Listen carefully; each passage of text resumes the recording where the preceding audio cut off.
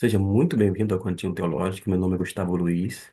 Em atenção a uma pergunta feita, eu vou fazer este vídeo para que possa não apenas responder, mas deixar mais um material aqui no Cantinho Teológico, que é um ambiente de reflexão bíblica e teológica.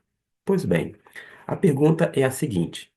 Gostaria de saber sua opinião sobre a observação que consta na nota de rodapé, feita na Bíblia de Jerusalém, sobre Mateus 28, versículo 19, que diz que é possível que a suposta fórmula batismal, em nome do Pai, do Filho e do Espírito Santo, tenha sido acrescentada posteriormente nesse evangelho, uma vez que, no livro de Atos, fica claro que os batismos eram realizados em nome de Jesus Cristo. Quando a gente vai para a nota de rodapé, o que que a gente pode notar? Página 1758, Bíblia de Jerusalém. A edição desta é de 2002. Lembrando que tem uma nova atualização da Bíblia de Jerusalém, e que nos diz assim: é possível que, em sua forma precisa, essa fórmula reflita influência de um uso litúrgico posteriormente fixado na comunidade primitiva. Sabe-se que o livro de Atos fala em batizar em nome de Jesus, mais tarde deve ter-se estabelecido a associação do batizado às três pessoas da Trindade. Quaisquer que tenham sido as variações neste ponto, a realidade profunda permanece a mesma. O batismo une a pessoa de Jesus Salvador.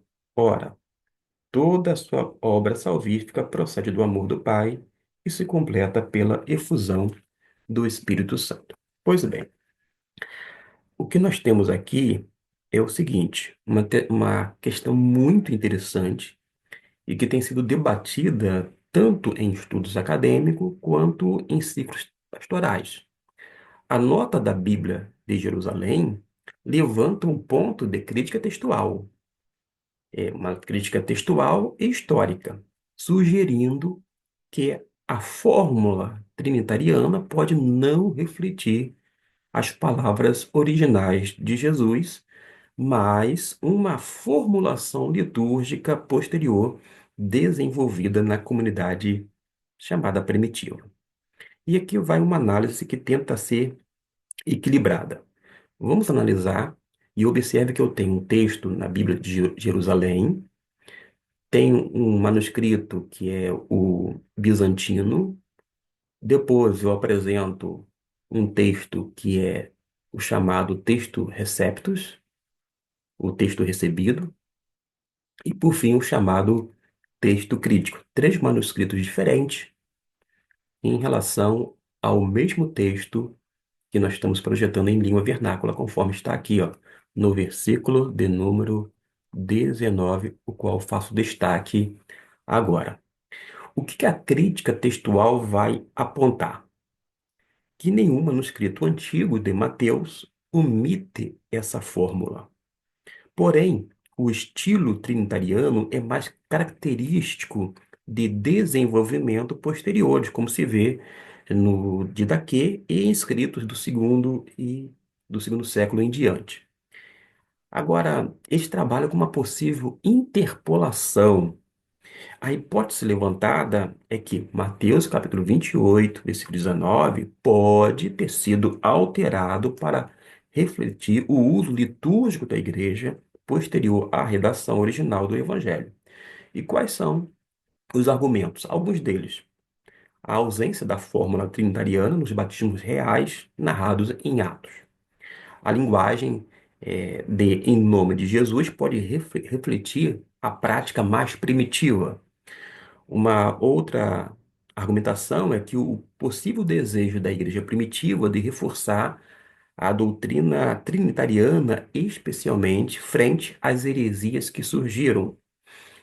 E alguns estudiosos sugerem que a forma original do texto grego pode ter sido algo como batizando-os em meu nome, o que se encaixaria melhor com o padrão do livro de Atos, e com o contexto anterior, quando fala toda a autoridade me foi dada, numa alusão aqui ao verso que precede o número 19. Pois bem, quando a gente vai para os textos, tanto nas nossas versões quanto nos manuscritos, aqueles que instrumentalizam o grego, por exemplo, a gente vai observar que há uma tendência de alguns dizer assim: ah, o texto bizantino é melhor, é superior, eu quero o texto majoritário como base. Outros vão dizer: não, o texto que a gente tem que se basear é o textos receptus, que é chamado de texto recebido, adotado pela Reforma Protestante, etc. e tal. E vamos ter ainda pessoas que vão estar sempre desse lado, tendendo para o chamado texto crítico. Mas quando eu mostro e apresento aqui de uma forma proposital, antes de dar a minha opinião sobre o que dizem os manuscritos, observe que eu tenho aqui o texto bizantino, tá ok? Este aqui, que eu agora vou destacar, é o texto recebido, o textus receptus, e aqui o texto crítico, tá bom? Todos eles vocês vão observar que vai ter essa expressão aqui. Eu vou destacar e pronunciar utilizando a pronúncia erasmiana com uma ligeira adaptação. Estó, vou falar pausadamente. Estó, ônoma, tu, patróis, pai, caitu, riu, no caso, no nome de Jesus, fazendo alusão ao Filho. Quando fala o nome de Jesus, não, em nome do Pai, do Filho. Caitu, hagio, pneumatos. Literalmente, conforme foi traduzido, em nome do Pai, do Filho e do Espírito Santo. O que eu estou mostrando para vocês? Todos os três manuscritos existentes sobre Mateus apresenta a fórmula trinitariana. Além disto, nenhum manuscrito antigo conhecido registra uma forma diferente. Ou seja, não há evidência textual concreta de uma versão diferente. Apenas hipóteses históricas e teológicas baseadas em outras passagens e no desenvolvimento doutrinário. E agora, qual é a minha opinião? Bom, pessoalmente, eu acho que a discussão é válida, é rica, mas não precisamos ver como uma contradição entre as fórmulas, porque aqui, em Mateus, de fato, utilizando os três manuscritos, há a fórmula trinitariana. E em Atos dos Apóstolos, capítulo 1, versículo 5, capítulo 2, versículo 38, conforme a nota de rodapé, inclusive, de, da Bíblia de Jerusalém, vai mostrar, vai falar ou vai fazer alusão simplesmente ao nome de Jesus. Provavelmente, a ênfase em nome de Jesus em Atos pode destacar a autoridade messiânica de Cristo. Talvez é questão mais de propósito, de, de objetivo, em termos assim, de enfatizar. Logo, ali enfatiza, ali que eu digo em Atos dos Apóstolos, enfatiza a autoridade messiânica de Jesus.